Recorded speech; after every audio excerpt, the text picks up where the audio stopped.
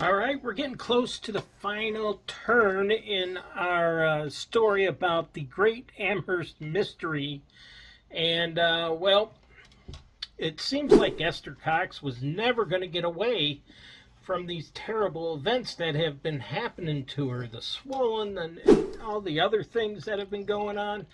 And, well, she did get some relief. In December, unfortunately, she came down with diphtheria, but silver lining, during the 2 weeks it took her to recover, there was none, the manifestations ceased entirely.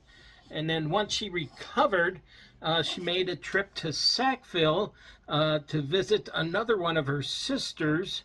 And during the 2 weeks she spent there weren't any other strange activity.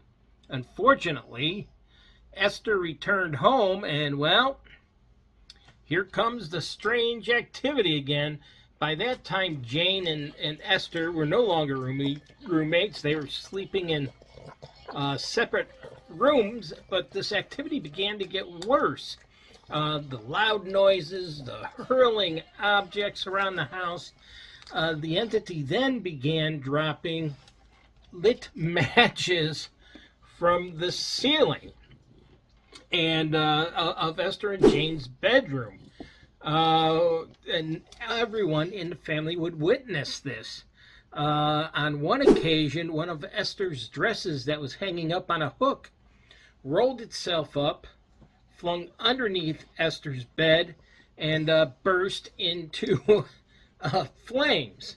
Now, they were able to put that out, but then on another occasion, Esther and Olive were churning butter, and or making butter, churning back then, yeah. Suddenly a fire started in the cellar. That one they weren't able to put out by themselves, so they ran out into the street, started calling for help, but luckily for them, a stranger came by when they were calling, ran into the house, and was able to put it out with a mat he had found in the dining room.